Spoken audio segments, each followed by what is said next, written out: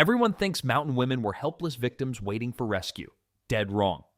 These five turned their isolation into the perfect weapon, using skills passed down through generations to become America's most feared criminals. The question isn't how they got away with it, it's why nobody talks about them.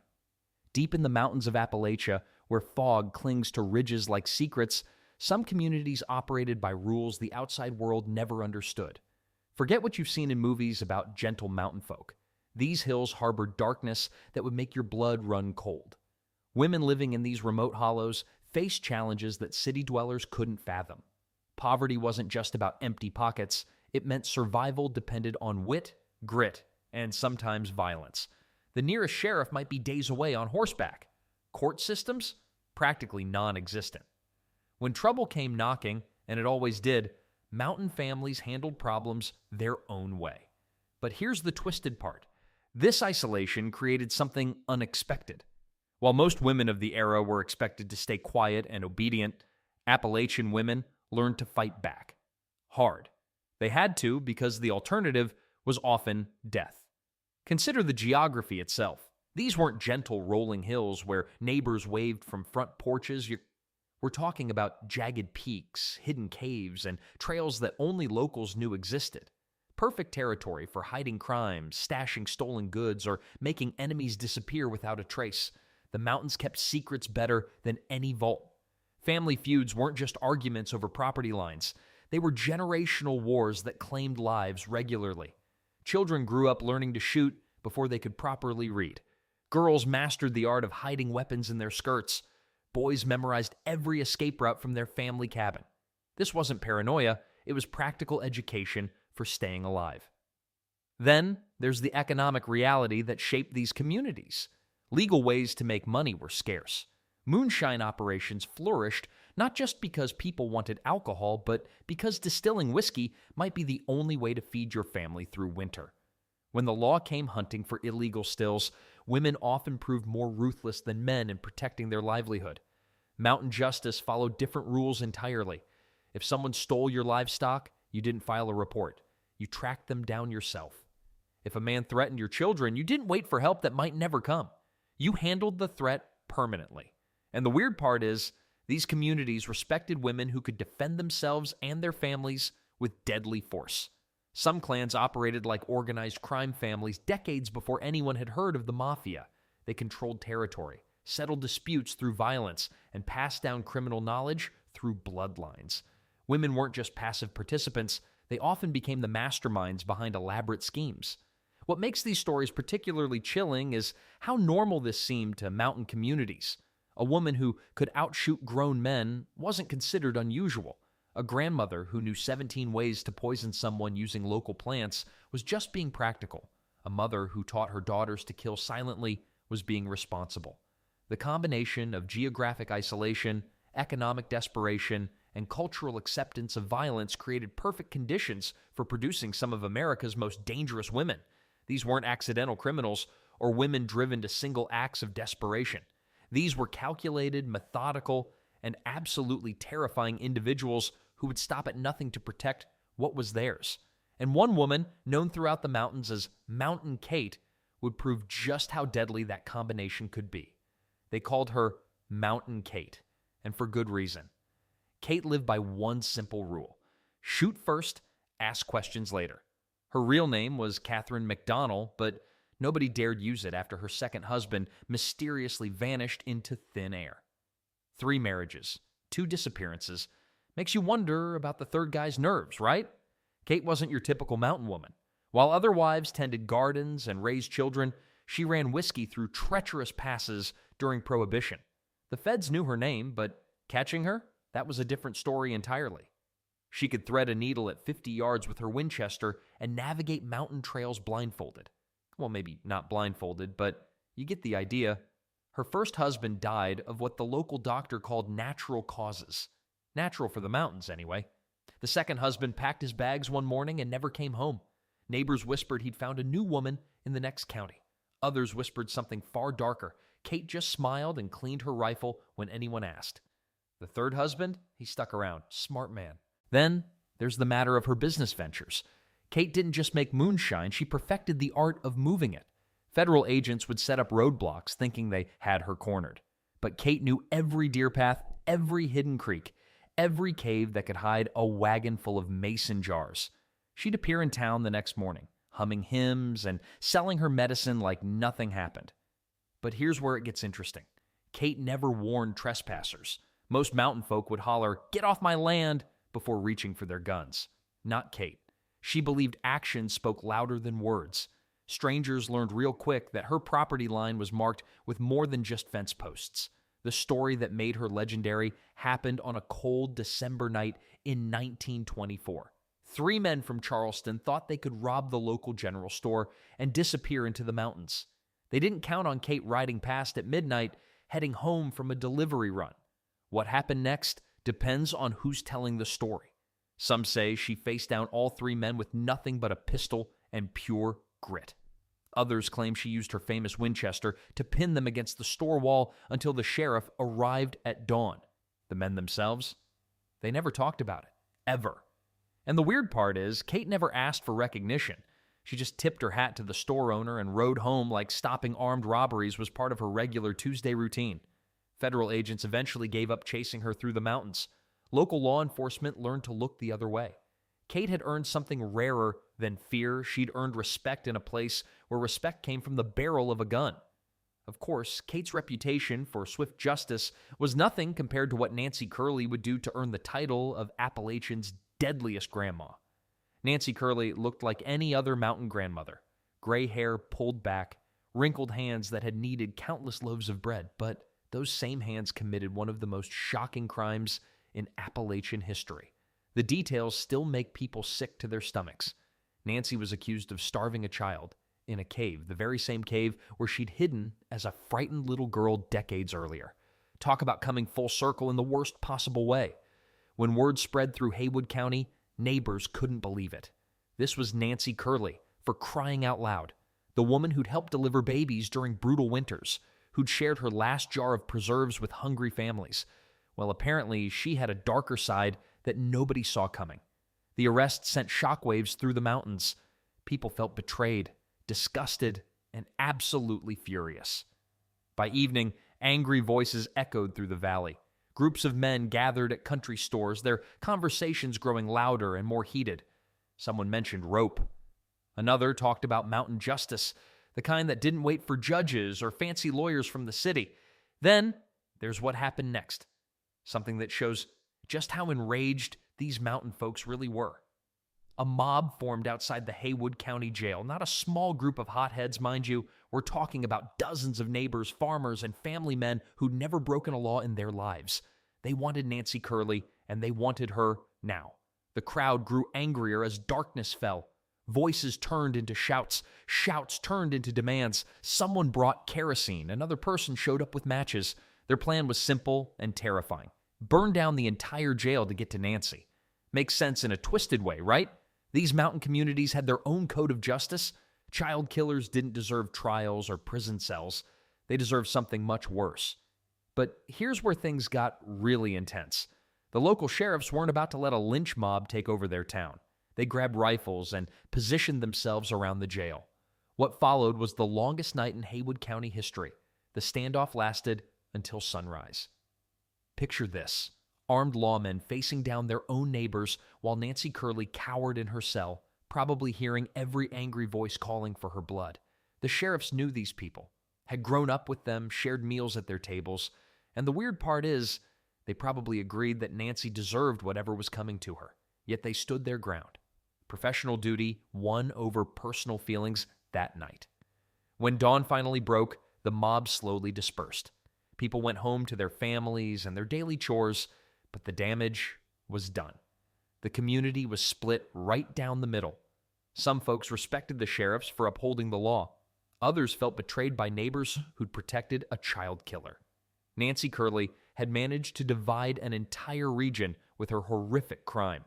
But Nancy wasn't the only woman causing chaos in these mountains. Another dangerous female was already making her mark through deception and double crosses that would make your head spin. While Nancy Curley's story left entire counties shaken, another woman was already making her mark through cunning rather than cruelty. Meet Violet Iron Hines, who turned the Civil War into her personal chess game. The woman earned her nickname honestly. When bullets flew, she stayed calm. When soldiers questioned her, she lied without blinking. And when both armies needed information, she sold it to whoever paid better. Loyalty? That was for people who couldn't afford to switch sides. Violet discovered early that war creates opportunities for those brave enough to grab them. She knew every hidden trail, every cave, every shortcut through the Appalachian wilderness. These mountains had been her playground as a child. Now they became her office. But here's where things get interesting. Violet didn't just pick one side and stick with it. She played both Union and Confederate forces like fiddles. One week, she'd carry Confederate battle plans to Union camps. The next week, she'd warn rebels about incoming attacks. The woman had no political beliefs, just business sense. Her favorite trick involved disguising herself as a battlefield nurse.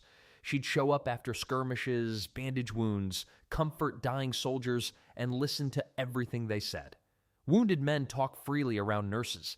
They shared troop movements, supply locations, officer names. Violet remembered every detail. Then there's the gold situation. Both armies moved stolen treasure through these mountains, and Violet knew exactly when and where. She'd intercept shipments, take her cut, then sell information about the remaining loot to the highest bidder. Smart? Absolutely. Dangerous? You bet. The close calls make her story legendary. Once, Union soldiers caught her carrying Confederate messages. She convinced them she was a double agent working for their side. When they asked for proof, she handed over real Confederate plans she'd stolen earlier that week. The soldiers thanked her and sent her on her way. Well, that escape was nothing compared to the well incident. Confederate troops finally figured out her game and tracked her to a remote mountain cabin. Violet heard them coming and made a desperate choice. She dropped into an old water well and stayed there for 6 days straight. 6 days of standing waist-deep in freezing water, eating nothing, drinking well water, and listening to soldiers search above her head. Most people would have died down there. Hypothermia, infection, starvation, pick your poison. But Violet's iron will kept her alive until the search party gave up and moved on. She climbed out looking like death warmed over, but she was free. The weird part is nobody knows how much money she made during the war. Some historians think she retired wealthy. Others believe she spent everything on survival. What everyone agrees on is that Violet Hines outsmarted 2 entire armies for 4 years straight. And speaking of women who controlled their territories, wait until you hear about Martha Caldwell, who turned family feuds into full-scale warfare across multiple counties. Martha Caldwell didn't just participate in feuds, she orchestrated them like a deadly symphony conductor. While most mountain women stayed inside when gunfire erupted, Martha stepped onto her cabin porch with a rifle and started giving orders. The Caldwell-Wilson feud wasn't some random hillbilly squabble. This was organized warfare, and Martha ran it like a military campaign. The trouble started over land boundaries, as most Appalachian feuds did. But Martha escalated things beyond simple property disputes. She mapped out ambush points along mountain trails where Wilson family members traveled. Her sons and nephews received detailed instructions about when to strike and where to hide afterward. Makes sense, she'd be thorough. This woman treated revenge like a business. Then, there's the matter of her weapons cache. Martha didn't just own a few hunting rifles like other mountain families. She stockpiled ammunition, maintained multiple firearms, and allegedly kept detailed records of which guns worked best for different situations. Neighbors whispered she could identify family members by their footsteps and knew exactly which weapon to grab for each threat level. Her moonshine operation funded the entire feud. Martha controlled several stills hidden throughout the hollers, using the profits to buy more guns and pay informants who watched Wilson family movements. She turned illegal whiskey into a war chest, proving she understood economics better than most businessmen of her era. The standoff with Sheriff Coleman became legendary across 3 counties. When he arrived to arrest her eldest son for ambushing a Wilson cousin, Martha met him at her gate with a loaded shotgun. She didn't threaten or posture. She simply informed him that his badge meant nothing on Caldwell property. The sheriff reached for his pistol, and Martha wounded him with birdshot before he cleared leather. What happened next shows how feared she'd become. The sheriff retreated instead of calling for backup. Local law enforcement essentially wrote off the Caldwell Hollow as ungovernable territory. Martha had successfully created her own autonomous zone where mountain justice superseded county authority. But here's the truly chilling detail. Those tally marks carved into her cabin's doorframe. Each notch supposedly represented a Wilson family casualty, though Martha never confirmed or denied their meaning when asked directly. Visitors noticed fresh marks appearing after significant feud incidents, but she'd just smile and offer them moonshine instead of explanations. Her influence extended beyond her immediate family. Other feuding clans sought her advice on tactics and timing. Martha became a consultant for mountain warfare, sharing strategies that kept conflicts burning for generations. She understood that sustained low-level violence was more effective than dramatic shootouts that attracted outside attention. The Wilson family eventually abandoned their land and moved to Tennessee. Martha had won through sheer persistence and superior organization.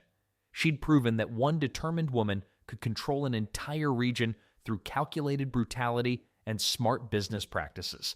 Well, if Martha represented the tactical side of Appalachian outlaw women, our next character took a completely different approach to building her criminal empire. Most folks think Belle Starr was just another Wild West outlaw, but they're missing the bigger picture. This woman didn't just rob people. She built an empire that stretched across state lines and connected directly to Appalachian criminal networks. Her horse theft operations weren't small-time mountain schemes. They were sophisticated businesses that required serious planning and ruthless execution. Belle understood something other outlaws missed. Horses meant freedom, money, and power all rolled into one. She'd steal prize animals from wealthy ranchers in Texas, then move them through carefully mapped routes that often led straight into Appalachian hideouts. Mountain folks knew how to make stolen goods disappear, and Belle knew how to find them. What made her dangerous wasn't just her criminal mind. It was her ability to lead men who normally wouldn't take orders from anyone, especially a woman. When she planned a train robbery, every detail got covered. While male gang leaders relied on brute force and intimidation, Belle used charm and intelligence. She'd chat with local townspeople, gathering information about train schedules and cargo loads. Then, she'd strike when nobody expected it. Her escape tactics bordered on legendary. During one chase, a posse had her cornered near a rushing river. Most people would surrender or try to negotiate.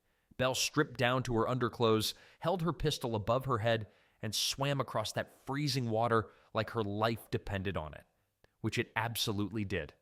The posse watched in amazement as she reached the other side, turned around, and fired a warning shot to keep them from following. But here's what really set Belle apart from other outlaws. She treated crime like a business. She kept detailed records of stolen horses, maintained relationships with buyers across multiple states, and even paid her gang members fair shares of profits. Some historians argue she ran one of the first organized criminal enterprises in American history. Makes sense, right? The Appalachian connection ran deeper than just hiding stolen goods. Belle learned mountain survival skills during her early years, and those lessons served her well during countless manhunts. She could disappear into wilderness areas where lawmen feared to follow. Mountain families often provided shelter, food, and fresh horses in exchange for gold or protection services. Law enforcement officers grudgingly admitted Belle's intelligence. Sheriff's reports from that era describe her as cunning beyond measure and more dangerous than 3 armed men. One frustrated lawman wrote that catching Belle Starr was like trying to grab smoke with bare hands. Her reputation spread through Appalachian communities long after her criminal career ended. Mountain storytellers passed down tales of the woman who could outthink posses, outshoot most men, and organize crimes that law enforcement couldn't even understand, let alone stop.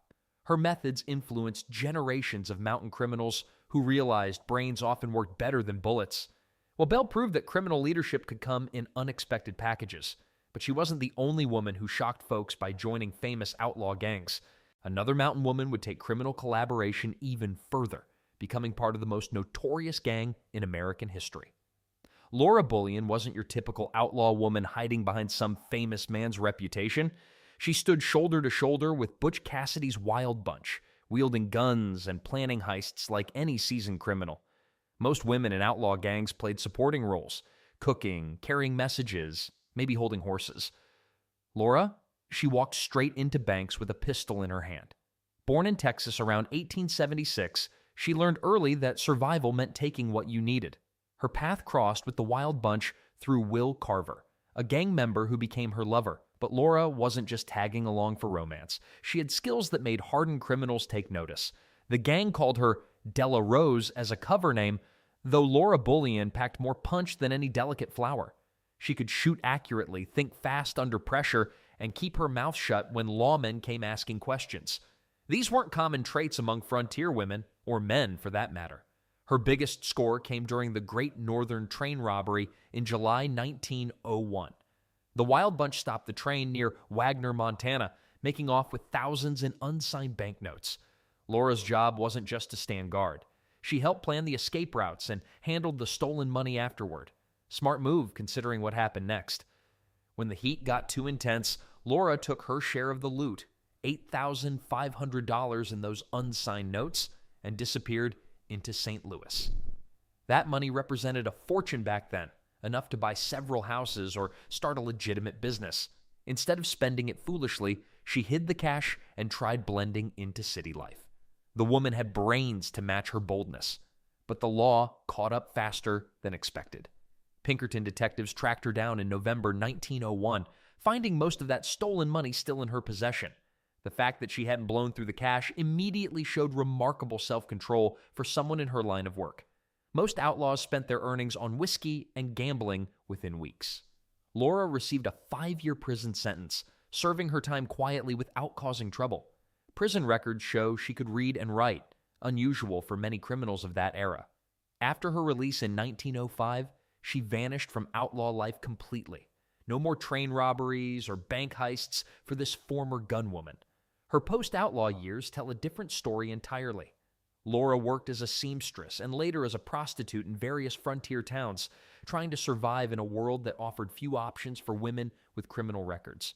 She lived quietly until her death in 1961, keeping her Wild Bunch secrets buried. Unlike Belle Starr, who craved attention and notoriety, Laura Bullion preferred operating in shadows. She proved that Appalachian-connected women could match any male outlaw's courage and cunning. Her story bridges the gap between frontier lawlessness and the more systematic criminal networks that would follow. The mountains had produced another legend, but this one knew when to disappear. Speaking of legends that refuse to fade, these dangerous women left marks on Appalachian culture that still echo today. These mountain women didn't just disappear into history books. Their stories carved deep grooves into Appalachian culture that still echo today. Walk through certain hollows in Kentucky or West Virginia, and old-timers will drop their voices when certain names come up. They'll glance around first, like these dangerous ladies might still be listening. The way locals viewed justice changed forever because of women like Mountain Kate and Bloody Martha Caldwell. Before them, most folks figured women needed protecting. After, well, that assumption could get you shot. Mountain communities started teaching their daughters differently. Girls learned to handle firearms alongside cooking and sewing. Makes sense when you realize these women proved that survival didn't care about your gender. Their legends spread through Appalachian folklore like wildfire through dry timber. Ballad singers still perform songs about Belle Starr's daring escapes. Martha Caldwell's feud tactics show up in folk tales told around campfires. Mountain Kate's shooting skills became the stuff of tall tales that grew taller with each telling. But here's the weird part. Nobody could agree if these women were heroes or villains. They existed in that gray space between protector and predator. Law enforcement started paying attention too. Some of their tactics actually influenced how officers approached mountain crimes. Nancy Curley's case showed how quickly mob justice could explode in isolated communities. Violet Hines proved that underestimating someone based on appearance was a deadly mistake. Police academies still study cases involving women who used charm and deception to commit major crimes. Then there's the family factor. Descendants of these women faced strange legacies for generations. Some families whispered about their notorious relatives with pride.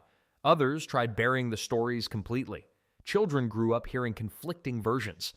Was great-grandma Martha a cold-blooded killer or a woman protecting her family? The truth probably lived somewhere in between, but mountain families prefer their legends with extra drama. The line between outlaw and protector stayed blurred for good reason. And these women operated in places where law barely existed. When the nearest sheriff lived 3 days' ride away, people made their own rules. Laura Bullion robbed banks, but she also survived in a world that offered women few choices. Mountain Kate shot trespassers, but she also defended her property when courts couldn't help. What's fascinating is how their methods became part of mountain culture itself. The fierce independence, the willingness to settle scores personally, the deep suspicion of outside authority. These traits didn't start with these women, but they sure perfected them. They showed that survival sometimes required crossing lines that civilized society wouldn't cross. Their impact reached beyond the mountains, too.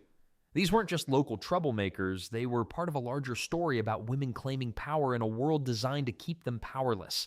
They chose violence when society expected submission. They led when culture demanded following. The mountains still hold their secrets, and maybe that's fitting. Some stories are too wild for complete truth, too dangerous for full exposure.